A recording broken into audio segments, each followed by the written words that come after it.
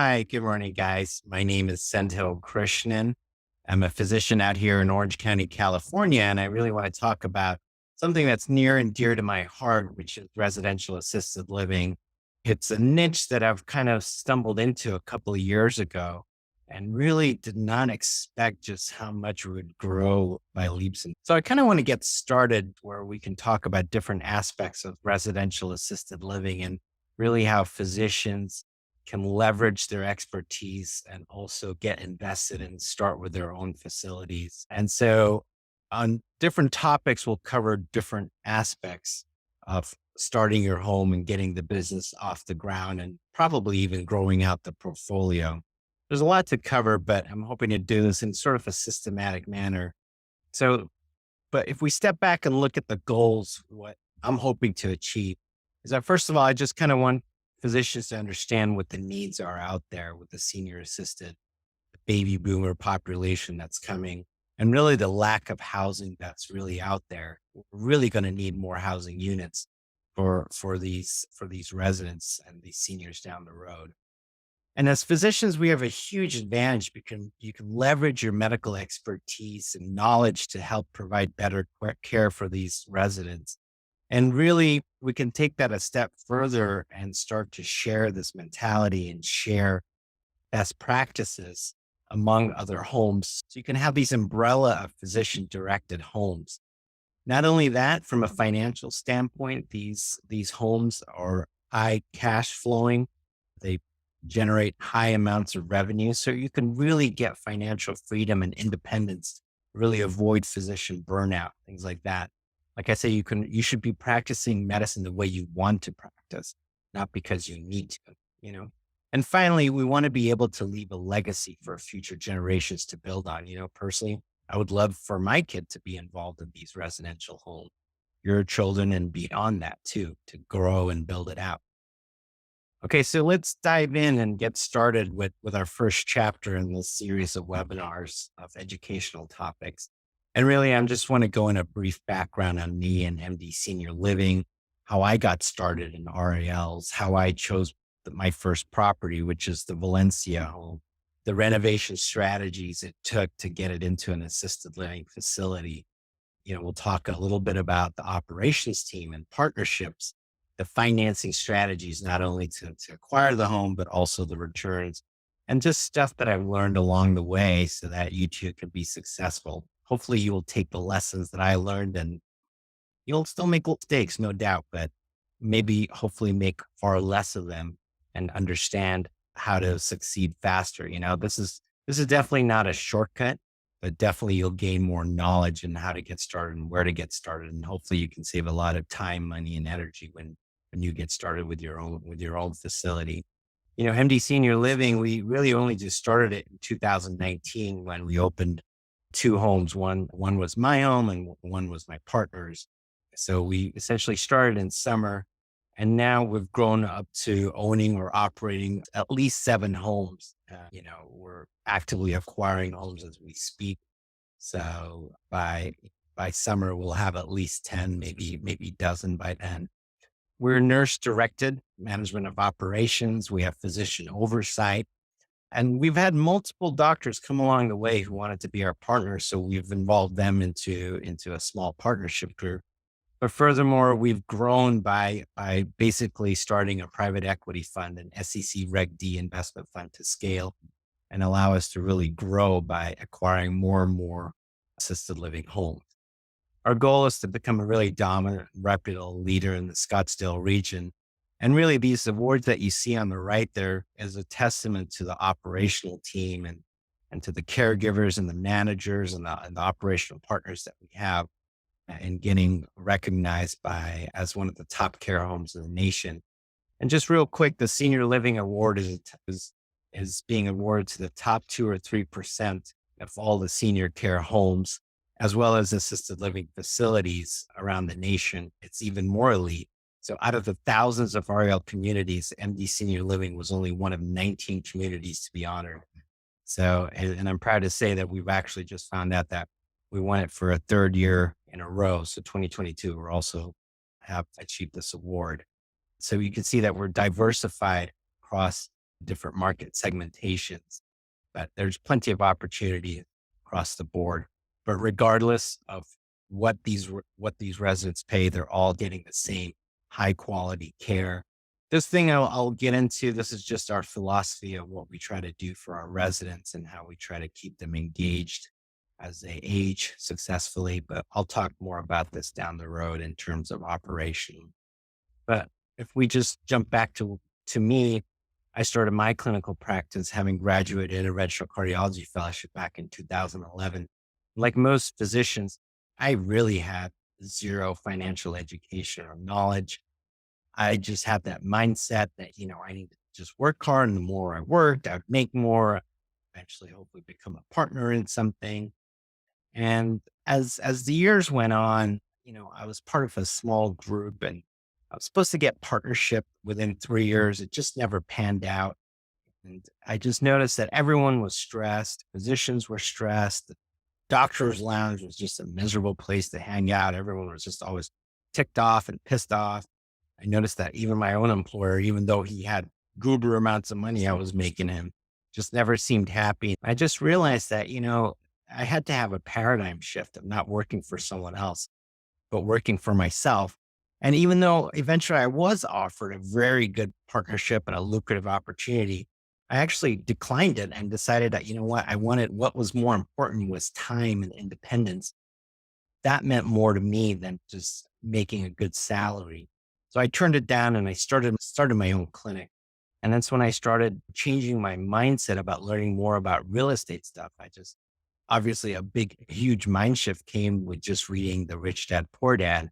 But that led to numerous other podcasts, real estate podcasts, investing stuff, getting active in bigger pockets.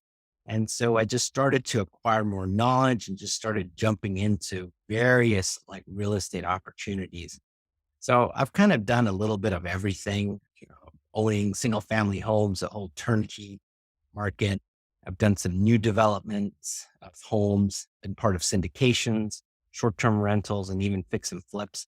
A couple of more homes that we built out in Austin. We're currently finishing up in 2 homes out there right now, as you can see those. Um, here was a fix and flip that I'd done recently in Orange County. So turned this product into this amazing, stunning house out there. Really learned a lot during this portion of just tearing it down to the studs, turning it into this. But really, despite all that, I just still felt like, it's nice and cute to do all those homes and those flips. You have a nice product, but there was still something like where I felt incomplete, where I didn't feel like gratified. And I really had this vision of having an assisted living home and just having people chilling out there and having fun and having entertainment, dancing and things like that. I just always had this vision of having something similar to that. And so over the last couple of years, I've started to focus more on RAL while I was doing all these other real estate stuff. And I decided, it was now or never. I was just going to have to pull the trigger. This time, our family had a fourplex in California. This is not it. And in fact, ours was not quite as nice as this one you see here. But just dealing with the tenants out there was just a horrendous mess. So I decided, I just wanted to get rid of it. I took that money and used it to purchase a property, basically a 1031 exchange into a residential home. It wasn't assisted living or anything like that. It just was a home out in Arizona. So I focused on Arizona and I reached out to assisted living brokers there to kind of see what properties would be best. I didn't want to buy one that was existing. What I really wanted to do was to develop one and start from scratch. So as I mentioned, I started looking in Arizona and more specifically Phoenix and Scottsdale, simply because I'd begun to learn about this business a little bit more and started to make some connections on the ground. But still, I mean, Scottsdale is a huge city. And so where do you go? Where do you start? What kind of property are you going to get? And a lot of these things I kind of learned along the way because there wasn't really anywhere that I could go look and see, or I knew where to look. So I started with local brokers and operators on the ground. And some of the recommendations are, well, you want to have a single story house. You don't want a double story, even if there's an elevator in there or one of those chair lifts that go up the stairs. You want to be in an area that has no HOA, even though an HOA cannot restrict you from having an assisted living home. They can give you a lot of problems. They can give you a lot of headaches. So why even bother with that? There's so many communities without an HOA. So try to maximize or try to have it there. You want to maximize the number of bedrooms. You don't need a pool. In fact, it's a liability to have something like that unless you're going to fence it off. But the other things that I've learned is that you really also want to think about accessibility for family, because some of them live out of state. So how close are they to the airport? Are they going to have to drive another hour just to get to see their family member? You want to think about accessibility for your staff and caregivers. You can have a beautiful house in a very luxurious or affluent community, but your staff and caregivers may not be able to stay there or afford to stay there. So you got to think about what's the distance and travel time for them to get to your house, you know. Again, things like proximity to grocery stores, to shopping centers, things to get, you know, items for the home. What about hospitals? You know, these are all things you want to think about. And so these are all kind of things that I'll kind of dwell into. But I was given a location of homes in North Scottsdale, which was an area that I had really not been familiar and really didn't understand. But then I realized as I looked around, there were just multiple estates that were present. And many of them were multi-million dollar homes that came with good size acreage of land. I realized that this was really a great place for people over the years that had found North Scottsdale to be an attractive option to retire. Many of them were coming from Chicago or from Canada or retiring there. And they bought these huge estates that was relatively cheap for them compared to where they were coming at. I looked at the care home competitions. And relatively speaking, there weren't that many homes. You know, if you look in Phoenix and you look up homes, you would see that this map would just be lit up with red dots. But I kind of started by secret shopping and taking tours of these homes and seeing how they were doing and running their operations. And many had been in business, you know, well, almost 2 decades, serving multiple families over the years. So that kind of reassured me that, okay, this wasn't just a wild shot in the dark. So this was the home in North Scottsdale that I kind of finally pulled the trigger on. Remember, I was in a 45-day window to identify a property, so there wasn't much time for me to decide multiple homes to choose from. So I decided to pull the trigger, made an offer on this property. Like I said, it was approximately 812K, and I just gave the full offer because I didn't want to risk losing it over a few thousand. And that's something I would, you know, especially in a hyper competitive market, if you find the right property, I wouldn't nickel and dime on the price because you will make that back and much more, you know, if you buy right. So there was another technique that I had learned from someone, and they were saying, like, you know, when you purchase a home, just go ahead, while you make an offer, just go ahead and ask for all the furniture in the home. If there's vehicles in the garage, just go ahead and ask for it. Even if they have a Corvette, just go ahead and ask for it in your offer letter. Well, this house had the 2-car garage and an RV car garage, and inside there was a boat. And I always wanted a boat, and I got excited when I saw that. I'm like, oh my gosh! You know, so I told my agent, I was like, hey, listen, I really want the furniture because I knew once the renovations were done, I would have to buy all the furniture again for the assisted living. I was like, you know what? I really want the furniture, but while you're at it, go ahead and put an offer on the boat as well. He starts laughing and he was looking at me like I'm an idiot. He's like, they're not going to give you either. And I said, you know what? It doesn't matter. Just go ahead and put it in the offer letter. Well, sure enough, 2 days later, he calls me and he's like, well, the wife really did never like the boat. They never used it. So she's going to give you the boat, but they're going to keep the furniture. So I was a proud new owner of a Bayliner. So I immediately had that towed to California, where to this day, it kind of just sits on my in-laws driveway, just absolutely doing nothing, is an eyesore to the neighborhood. That's when I realized I'm not really a boat guy, just too much maintenance and hassle. So I was never actually able to take it out.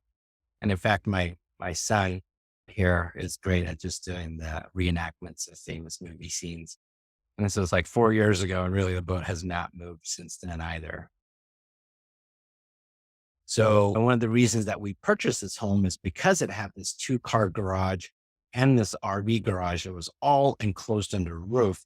So these would make good conversions into bedrooms and bathrooms. But the renovation process wasn't just simply you hire someone to put a bunch of drywall. I mean, there was a lot of planning that had to go into it. So I started with an architect, which then led to structural engineers, mechanical engineers, the GCs, addition of septic tanks. It also needed extensive landscaping and handyman's help to help finish up the project. So as you can see, this was the original blueprint, the 2-car garage and the RV car garage that was there. And also, if you look at the master bedroom and the master bath was also converted into an additional bedroom, which allowed us to get to the 10 bedroom. So here's just the floor plan. This is kind of a busy slide, but just shows portion of the 2-car garage. So this is the front of the house on the right side, rear of the house on the left. So here on the right side, you can see the 2 bedrooms that were added, an extra 3 bedrooms, each with their own bathrooms. This property also had a mother-in-law suite with the only access being through the back of the house. You actually have to walk either around the property or through the kitchen area out through the back end. But we created basically a separate entrance into the hallway, which is that green arrow right there. So the renovation process really begins with zoning, making sure you have the right zoning. And I'll talk about this process in a future episode. But when you get above a license of 5, and then for different states, it's different, you'll need to add a sprinkler system to get it up to code. Well, with all these renovations, it took me well over a year to do all this. And, here's the actual architect bid that came in just to give you an idea of what costs look like. The renovation started out around 185, but there were some additional things that were added. So we finally finished around 210 for the total renovation costs. And this is what it looks like today with all the bedrooms. And in retrospect, had I known this, I would have added an 11th bedroom. And this could have been for a caregiver to stay and live in, which is always helpful to have. Instead, what we've done is converted this little office area into a caregiver quarter, but it doesn't have its own private bathroom though. Costs. And if you remember, I told you that this was actually a 1031 exchange where I used some of the funds, but if you assume that you had purchased this as an investment property, you would be looking at maybe a 25% down. Looking at, if you add up all the renovation costs, you're looking at about 422K as your outlay. Now let's add in some extra time and holding costs, insurance, property taxes, extra. And you can say it's about 50K. So you can assume your new cash outlay is about 470K. Your total investment amount is just north of 1 million. So if I had done this without using the 1031, this is kind of what it would look like. And we'll show how these numbers play out when we run our financial numbers later on. So this was the before and after. You can see these are actually bedrooms and bathrooms within the garage area there. You can see how pretty they are. They're all like walk-in. They're tiled out a little bit differently to give their own like a little unique flavor. We just ended up putting turf all over the backyard because I didn't want to deal with grass and the water bill that would come with that. Common areas, kitchen area, etc. So now I have this beautiful product. Now it's like, well, who's going to run it for me? And I kind of wanted to try to do this on my own. Remember, I'm still in full-time practice in California, but I'm trying to run all these renovations out there. I would make day trips out to Scottsdale, go check in on things, talk to the GCs, architects, yada, yada. And at the same time, I was looking into hiring a manager that would help me run this facility. So I networked with local managers and owners. I posted jobs on Indeed and eventually got over 2 dozen potential candidates that I would whittle down. And then I met about 8 to 10 in person, and I selected a few and settled on one individual. And so one of the things that she had told me is like, I'm really good in the central Scottsdale area or Phoenix areas, but I'm not really familiar with the house where you're at. But I knew her reputation. I had vetted her by talking to other managers and owners and partners, and she seemed a really good fit. So I said, listen, it's okay. We'll figure this out. I'm sure you could just leverage your experience and help me run this home.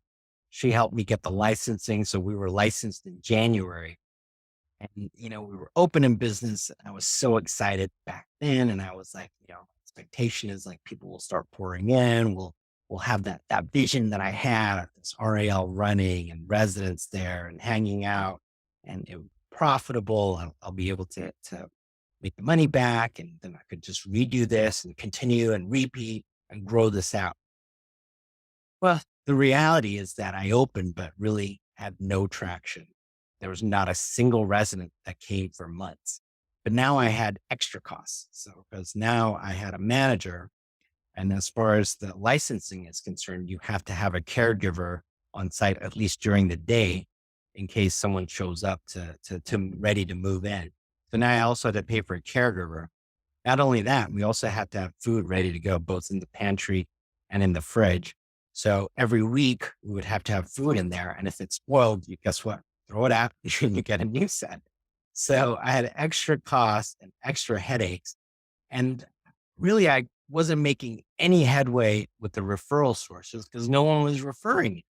So really the expectations for reality were just very, very different. And I really should have seen it coming though.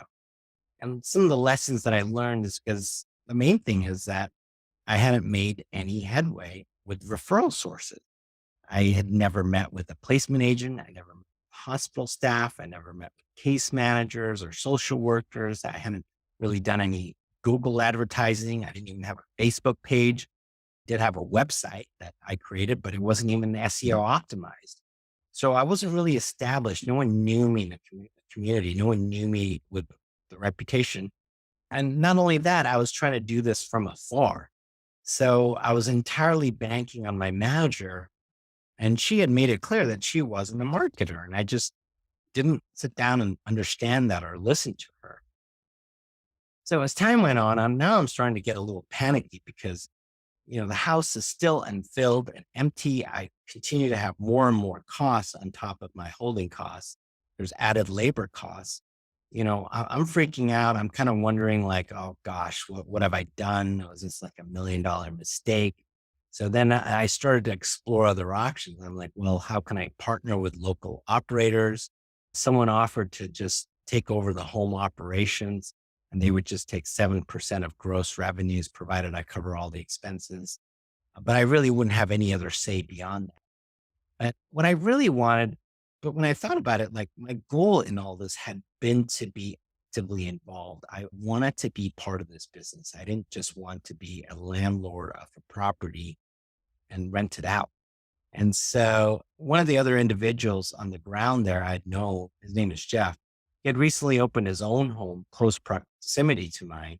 He had great experience in the home care agency space. He had his own company out there, but he had a lot of connections in the North Scottsdale area, especially with the hospitals, the Mayo Clinic, and referral agents that covered the areas as well as the SNFs. And he recognized the potential of having physicians as part of his partnership with future entrepreneurs and realized the potential and the value of that. So we agreed to join up and partner up where he would sort of bring the sweat equity. I had brought the product to the table, and so we'd partner and grow from there. And so he took over operations, and we officially had a reopening in July. And by December of 2019, we had made great progress. I think we were almost at 9 residents, almost full, maybe by 10 also. And so we were making great progress. I was able to refinance a little bit and pull out some of the cash that had already been invested now that it was a fully operating assisted living facility. But more so than that, I was just so thrilled every time I got to go see the house. my vision of this, like, this tacky dream that I had was like coming true. The residents were there. And this home turned out to be very unique because it was women only. It started out with these four charming, charming ladies that would just banter and drink wine all afternoon and just have the greatest time. They called themselves the Golden Girls. And we decided just to have this home be women only. Families really liked that. They just wanted some of that. All our other homes are actually co-ed, but this home happens to be a special niche in place. So with those two homes that we had, we set the vision in place of trying to build a name and grow ourselves and set ourselves apart. Eventually, we decided on using more of a physician owned and backed thing as well as nursing directed care. And that's how we eventually came up with MD Senior Living. So if we also look at the financial revenue model, this was just a basic pro forma with budget versus actual. We opened in July 2019, and then basically by January or February, the pandemic was starting and starting to affect things. But we still managed to become profitable by February of the following year. Our budget was off in terms of the pro forma. We realized that we'd really been underestimating everything, underestimated the operation side of the operating costs, but we also underestimated the revenues that were coming in. But despite that, we ended up the year by actually closing off by a slim margin on the profit side, despite being in the pandemic. And what really happened was that, residents were being pulled out of assisted living facilities, but were actually being placed in these smaller residential care homes because they were strict with the COVID guidelines and following isolation procedures. So we were able to keep the impact far less than a lot of these assisted living facilities. But if you want a quick rule of thumb for how to calculate, net operating income for assisted living and cash flows, you'd essentially want to take the monthly gross income per resident per room, you know, multiply it out by the number of bedrooms. You want to assume like you have an overhead of maybe 60, maybe even 70% for the first year. You subtract the debts or debt service or the mortgage payments or the rent or whatever you're paying on that property. And that's how you would get your cash flow. So our assumption, based on these is that if you look at, say, a $5,000 per room, these are actual numbers, but essentially this property nets 50K a quarter, which annualized comes out to about 200 a year. So if you look at ROI analysis, if you remember what the original cash outlay was that I said and the total investment amount, what that is essentially comes out to is that almost a 20% total ROI. And had you started in year two, you would have basically said that the annualized cash on cash return was about almost 43%, which is unheard of. But the first distribution was delayed over 2 years. So with COVID, the actual cash on cash is about 15%. Essentially, what that means is after almost 3 years, you can be fully profitable and all the money that you put in, you could essentially have pulled out, which means at that point, you have an infinite cash on cash return. So the financial potential for these homes are incredible. Like I said, I've done multiple other types and nothing even touches assisted living homes in terms of returns. But there's also a metric called return on equity, which is basically a forgotten metric where as real estate appreciates, your cash flows tend to stay steady.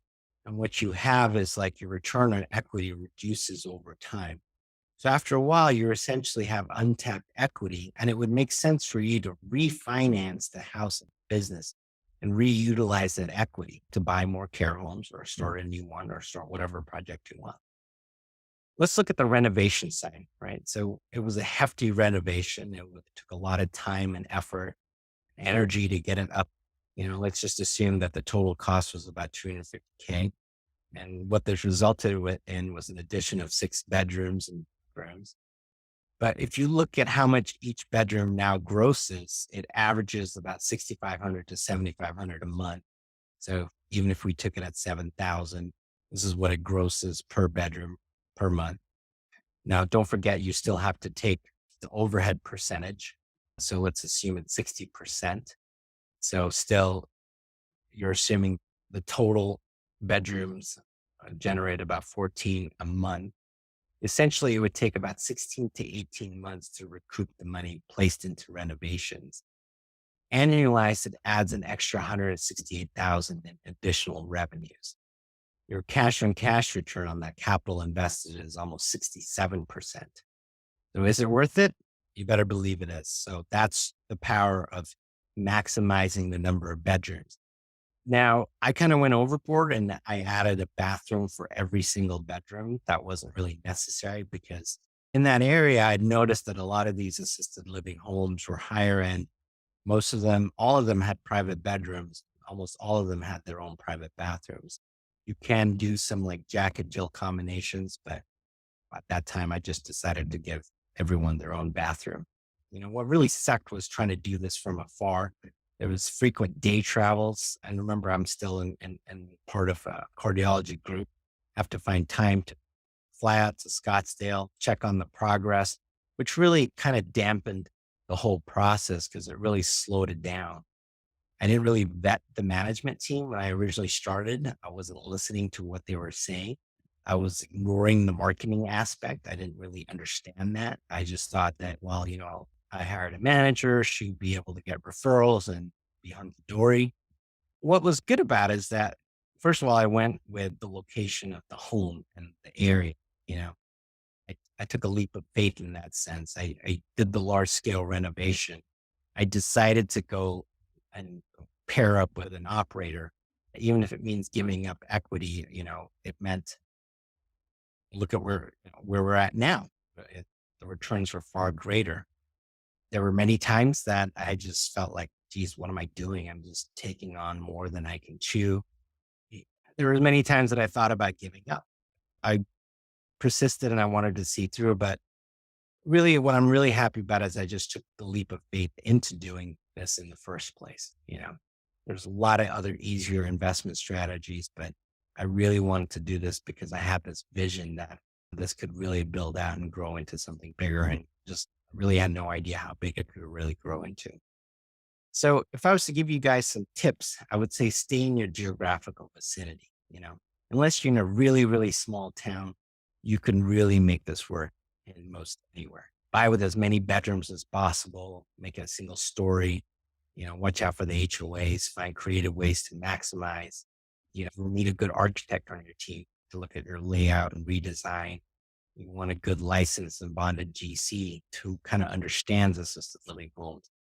But this one was just a crazy project. And I don't think it's great for first timers, honestly, but there are other ways to get involved with far less capital. And we'll kind of touch on that down the road.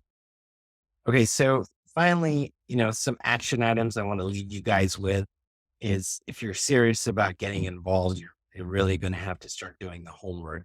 And these are little things that I want you guys to do to start thinking about, well, first of all, is this something that is right for you? And I want you to start by changing your mindset about how you look at risk versus investment. You may look at this and say, oh my gosh, this is so risky. Other people may look at the same thing and see opportunity. And you have to understand why you look at things differently than other people, what makes something a risk versus investment. And I think a lot of it has to do with your mindset about how you look at things. And so I'm going to give you some recommendations on where to begin to read and listen and understand as long as you keep your mind open.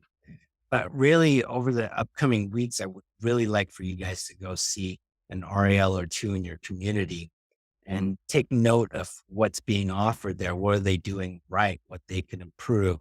Chat with the caregivers, chat with the administration, chat with the residents, get their feedback, try to take notes of like what their occupancy is like, their room rates, what makes them stand out and what they really do well, and these are ways for you to help understand what people in your own community are doing.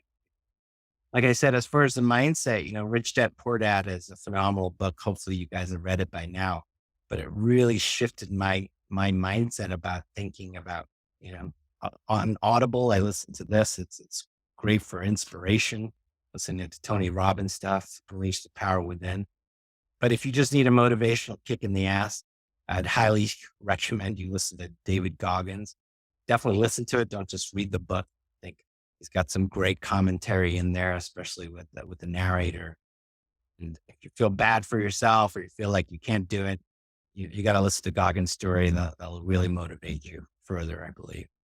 I have been on some podcasts you can listen where I kind of dwell into my story more, especially on Doctors Unbound, where I talk about how I started the Valencia, as we covered.